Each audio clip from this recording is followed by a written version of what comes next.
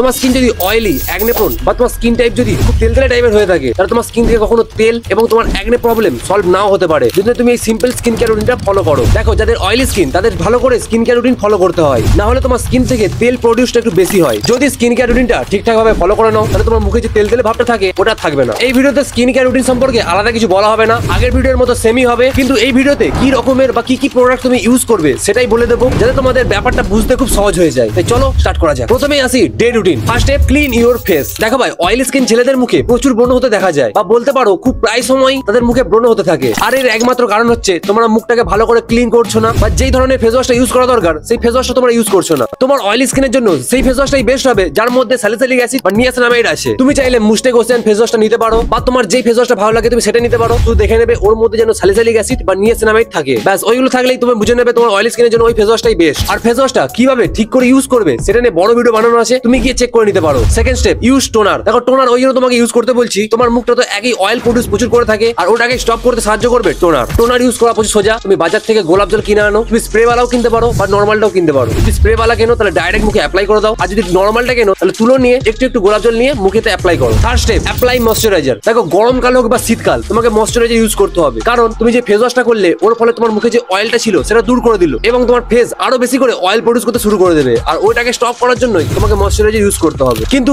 এমন ময়শ্চারাইজার তুমি ইউজ করবে সেটা যেন অয়েল ফ্রি হয়ে থাকে, তাই ওইটা একটু দেখে কিনে নেবে। তুমি চাইলে মামাআর্থের অ্যালোভেরা অয়েল ফ্রি ফেস ময়শ্চারাইজারটা ইউজ করতে পারো। এটা ইউজ করলে তোমার স্কিনে খুব তাড়াতাড়ি অ্যাবজর্ব হয়ে যায়। Fourth step, apply sunscreen. তুমি বাইরে বেরোনোর সময় অবশ্যই তোমাকে সানস্ক্রিন লাগিয়ে বেরোনো উচিত, কিন্তু এটা মনে রাখবে ময়শ্চারাইজার লাগানোর 1 থেকে 2 মিনিট পর তুমি সানস্ক্রিন ইউজ করবে, কিন্তু সানস্ক্রিনটা তুমি অবশ্যই জেল বেস নেবে, মানে সানস্ক্রিনটা যেন জেল টাইপের হয়ে থাকে। আর তুমি যেই ব্র্যান্ডেরই সানস্ক্রিন নাও না কেন, ওটার SPF যেন 50+ হয়ে থাকে। তুমি চাইলে ডিকনস্ট্রাক্টেড জেল সানস্ক্রিনটা ইউজ করতে পারো যদি ইন্ডিয়ার মধ্যে থাকো, কিন্তু তুমি যদি ইন্ডিয়ার বাইরে থাকো তাহলে তোমাকে একটা কথাই বলবো, তুমি জেল টাইপের সানস্ক্রিনটা নেবে যদি তোমার অয়েলি স্কিন হয়ে থাকে। এবার আসি নাইট রুটিন। দেখো ভাই, নাইট রুটিনটা অনেকটাই একই রকম হয়। First, face clean. ঘুমোতে যাওয়ার আগে ভালো করে তোমার মুখটা ফেস ওয়াশ করে নাও। সেকেন্ড স্টেপ, টোনার ইউজ করো। থার্ড স্টেপ, তুমি অ্যালোভেরা জেলের ময়শ্চারাইজার বা তুমি অ্যালোভেরা জেল ইউজ করতে পারো। ভালো করে ফেসে অ্যাপ্লাই করে ঘুমিয়ে পড়ো। আর স্ক্রাবিং তোমাকে সপ্তাহে 1 দিন করতে হবে। স্ক্রাবিং করবে মুলতানি মাটির সঙ্গে গোলাপ জল মিশিয়ে ইউজ করে নেবে, ব্যাস কমপ্লিট। এবার তুমি স্কিন কেয়ার রুটিনটা পার ডে ফলো করো। তো ভাই, এটাই ছিল অয়েলি স্কিন কেয়ার রুটিন। আর তোমাদের কোন স্কিন টাইপের ওপর স্কিন কেয়ার রুটিন চাই আমাকে কমেন্ট করে বলো, সেটাই আগে বানিয়ে দেবো। তো ভিডিওটা যদি ভালো লেগে থাকে সাবস্ক্রাইব করে দাও, লাইক এবং কমেন্ট করে জানিয়ে দাও। তো ভাই, তুমিও পারবে স্টাইলিশ হতে। জয় হিন্দ, বাই।